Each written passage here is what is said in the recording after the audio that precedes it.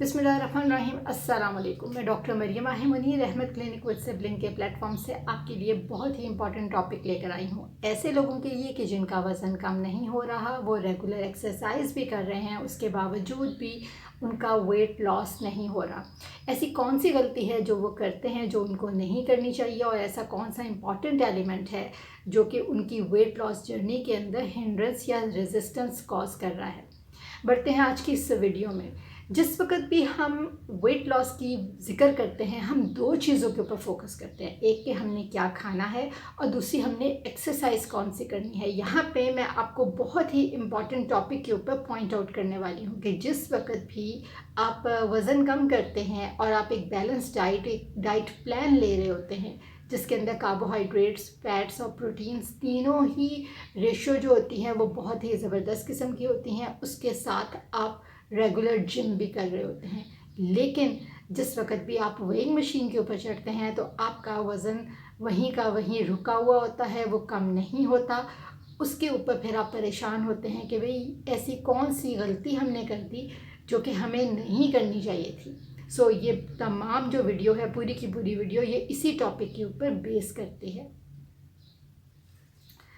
इस सच्चाई को समझना बहुत ज़रूरी है कि हम एक सोशल एनिमल हैं और हम एक सोसाइटी के अंदर मूव करते हैं जहाँ पे हम कुछ चीज़ों को अवॉइड नहीं कर सकते। जहाँ पर वेट लॉस का ज़िक्र आता है और हम डाइट प्लान को फॉलो कर रहे होते हैं, उसके दरमियान में जो सबसे बड़ी हिंड्रेंस आती है वो कोई ना कोई बर्थडे पार्टीज़ के नाम के ऊपर खाना पीना होता है। इसके अलावा कोई फूड गैदरिंग्स होती हैं, खाने पीने की गैदरिंग्स होती हैं फैमिली के अंदर, जिसमें आ जाती हैं ईद आ जाती हैं, शब बारात आती हैं। उसके अलावा कोई और पार्टी किसी ने अरेंज की हो, किसी की कामयाबी की खुशी के अंदर पार्टी अरेंज हो, तो ये तमाम जो ऐसी चीज़ें होती हैं, शादी ब्याह के अलावा इवेंट्स होते हैं, ये तमाम जो है, ये जो इवेंट्स आ जाते हैं जो कि एक अलग से खाने पीने का इवेंट होता है, उसके अंदर हमारा जो डाइट प्लान होता है वो ऑब्वियसली डिस्टर्ब होता है। इस डिस्टर्बेंस को रोकने के लिए हमें क्या करना होता है, कई जगहों पर मैं मानती हूँ इस चीज़ को कि हम लोग स्टक हो जाते हैं। ऊपर से हमारी सोसाइटी है, उनके माइंडसेट इस तरह के हैं कि अगर हम किसी के घर कोई जाकर खाने की बात करते हैं तो वहाँ पर हमारी प्लेट को भरा जाता है उन चीज़ों से जो कि हम नहीं खाना चाहते, और एज ए मेहमान के तौर पर हमें वो चीज़ें लेनी पड़ती हैं, अपनी जो खाने के अंदर प्लेट के अंदर भी रखनी पड़ती हैं। अगर आप नहीं लेंगे तो ये कहा जाता है कि शायद आपको ये खाने की चीज़ पसंद नहीं है, या फिर आप कोई एटीट्यूड दिखा रहे हैं। अगर आप उनसे रिक्वेस्ट करें जी हम अपनी मर्ज़ी से ले लेते हैं, तो तब भी बहुत ही अजीब किस्म के कमेंट्स या अजीब किस्म के मूड का सामना करना पड़ता है। तो यहाँ पर तो मैं कह सकती हूँ कि हमें एज अ नेशन अपने माइंडसेट को चेंज करने की ज़रूरत है। उतना ही प्लेट में डालना होता है जितना कि हमारी भूख होती है या हमारी कोई मनपसंद चीज़ हो। अगर हम कोई चीज़ नहीं अपनी प्लेट में डाल रहे तो ये भी जहन में रखना होता है कि ज़रूरी नहीं है कि वो चीज़ हमें नापसंद हो। कई मरतबा कुछ रिस्ट्रिक्शंस होती हैं, कई मरतबा ऐसी बीमारियां होती हैं। अगर मैं यहाँ पर पॉइंट आउट आपको करूँ ना, तो डायबिटीज़ मेलाइटस में पॉइंट आउट करना चाहती हूँ, क्योंकि कुछ ऐसी मेडिसिन्स होती हैं जब आप ले रहे होते हैं और शुगर के साथ जब कंट्रोल नहीं हो रही होती, आप किसी के घर पे जाते हो तो तब वहाँ पे ये कहा जाता है डायबिटिक पेशेंट को, उसकी प्लेट भरी जाती है ये सोच के कि भाई ये खा लेगा बाद में मेडिसिन, और अगर आप थोड़ा सा अवॉइड करो तो वहाँ पे ये कहा जाता है भाई थोड़ा सा मीठा खा लो, कि भाई कोई मसला नहीं है, आप थोड़ी सी और मीठा ले लें, ना हुआ अगर शुगर कंट्रोल तो आप शुगर की एक एक्स्ट्रा डोज ले लें, उससे कंट्रोल हो जाएगा। तो इन चीज़ों के मैं अगेंस्ट हूँ। ये चीज़ें जो हैं ये आपको नहीं करनी चाहिए, क्योंकि सबसे पहली बात ये है कि हमें एज अ ह्यूमन बीइंग अपने मेहमान की भी कदर करनी है। एज ए इंसान, वो जिस चीज़ के लिए आपके पास आया है, एक अच्छे इखलाक के लिए और एक सर्कमस्टांसेस के लिए, एक अच्छी गैदरिंग के लिए, एक अच्छी टॉक कन्वर्सेशन के लिए, बेहतर होता है कि आप उसको उस तक ही महदूद रखें। दूसरी चीज़ ये आ जाती है कि हम कुछ टाइमिंग्स होते हैं खाने पीने के, कि उस वक़्त हमें खाना चाहिए या नहीं खाना चाहिए।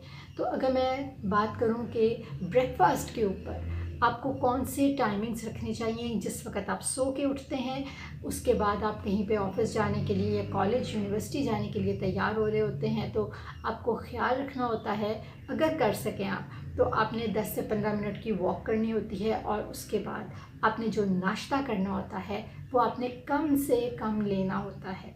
जितना ज़्यादा आप हैवी नाश्ता लेंगे, उतनी ही ज़्यादा आपकी जो डेली रूटीन है वो ख़राब होगी, क्योंकि जिस वक्त भी आप नाश्ता लेते हैं, खाते हैं, वो तमाम का तमाम जो बॉडी का ब्लड होता है, मेजॉरिटी ऑफ द जो ब्लड होता है वो आपके स्टमक की तरफ जाता है। उसकी डाइजेशन एब्जॉर्प्शन के लिए जो कुछ भी आपने खाया होता है, उसकी वजह से आपको थोड़ा सा लेज़ीनेस और वनूदगी फील होती है। आपको ऐसा लगता है कि जैसे आपकी नींद पूरी नहीं हुई। तो ये चीज़ आपने अवॉइड करनी है। और उसके बाद में आपने दोपहर का खाना, अगर आपका हॉस्पिटल है, आप कहीं पे जॉब करते हैं, आपकी कोई यूनिवर्सिटी है, कोई आप ऑफिसेज़ वगैरह के अंदर कोई काम कर रहे हैं, तो उसके मुताबिक जो भी वहाँ पे लंच ब्रेक होती है, आपने वही टाइम रखना है। और बाद में फिर आपने शाम के वक़्त स्नैक्स नहीं लेने। ये बहुत इंपॉर्टेंट चीज़ है, क्योंकि हम स्नैक्स के नाम के ऊपर बहुत ही हैवी चीज़ें ले लेते हैं। कई मरतबा ऐसा होता है कि हम डीप फ्राइड चीज़ें ले लेते हैं, जिसके अंदर समोसे जलेबियाँ आ जाती हैं, लेकिन हम यही कहते हैं कि भाई ये स्नैक्स हैं। हम कई दफ़ा ऐसे बर्गर वगैरह ले लेते हैं, जिसके अंदर जो भी इंग्रेडिएंट्स डले हुए होते हैं वो डीप फ्राइड होते हैं। सो आपने इस चीज़ को भी अवॉइड करना है। उसके बाद रात के खाने की बारी आती है। ये टाइम भी बहुत इम्पॉर्टेंट है। आपने कोशिश करनी है कि जितना जल्दी से जल्दी आप रात का खाना खा सकें। हद आपने 9 बजे के बाद नहीं लेना। उसके बाद आपने अपनी बॉडी को रेस्ट देना है। तकरीबन 10-15 मिनट या अगर आधा घंटा हो सके आपने वॉक करनी है। और उसके बाद ना सिर्फ आपको नींद बेहतर आएगी, बल्कि आपका जो हाजमा है वो भी बेहतर रहेगा। रीज़न क्या होती है कि जहाँ पर आपका जो वेट लॉस होता है वो सही से प्लान काम नहीं कर रहा होता।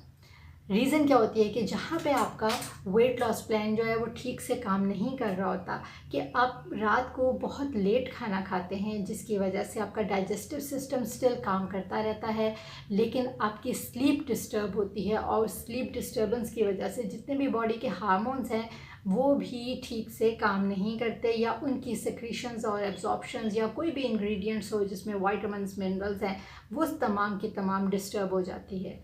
यानी कि आपका माइंड तो सोना चाह रहा है, लेकिन आपका जो स्टमक है वो उसको कॉन्टीन्यूसली उठाए रख रहा है और ये कह रहा है कि भाई अभी तो खाना पड़ा हुआ है स्टमक के अंदर, तो तुम उसको भी एब्जॉर्ब करो। और वो तमाम जो सिस्टम होते हैं रात के वक्त थोड़े से स्लो डाउन हो जाते हैं, वो दोबारा से रिएक्टिव हो जाते हैं। उसके अंदर क्या होता है कि आपकी सुबह जब सो के उठते हैं, एक तो रात को नींद डिस्टर्ब होगी और दूसरी आपकी ब्लड शुगर। उसकी वजह से क्या होता है कि ना सिर्फ आपकी नींद डिस्टर्ब होगी, आपके हार्मोन्स जिसके अंदर मेनली कॉर्टिसोल आता है वो भी ख़राब होगा, बल्कि आपका जो इंसुलिन है वो भी डिस्टर्ब होगी। सो ये तमाम चीज़ें होती हैं, इसको भी आपने अवॉइड करना होता है। रात का वक़्त जल्दी से जल्दी रखें खाने का। इसकी वजह से क्या होता है कि एक और बेनिफिट ये मिलता है कि आपके जो ये जो इंटरमिटेंट फास्टिंग होती है उसकी जो एक विंडो ओपन हुई होती है, वो आपको इतना टाइम मिल जाता है सुबह नाश्ते के और रात को खाने के दरमियान में 12 से 15 घंटे या चलो 13 घंटे तक आपको इजीली अवेलेबल होता है, जिसकी वजह से आपकी जो पूरे जो सिस्टम होते हैं बॉडी के वो थोड़ी देर के लिए स्लो डाउन होते हैं, रिपेयरिंग प्रोसेस चल रहा होता है, जिसकी वजह से आपको बहुत से जो मसले मसाइल होते हैं, बहुत सी बीमारियां होती हैं, वो भी नहीं होती, उनका रिस्क बहुत कम या मिनिमल हो जाता है। सो उम्मीद करती हूँ कि आज की इस वीडियो में जो मैंने आपको बताया है कि आपने वेट लॉस के साथ आपने क्या कुछ और भी चीज़ों को देखना है। आपने ना सिर्फ अपनी डाइट को देखना है, आपने एक्सरसाइज का ख्याल रखना है, बल्कि साथ में आपने टाइमिंग्स का भी ज़रूर ख्याल रखना है। सो इंशाल्लाह मिलते हैं अगली वीडियो में नए टॉपिक के साथ। अल्लाह निगहबान।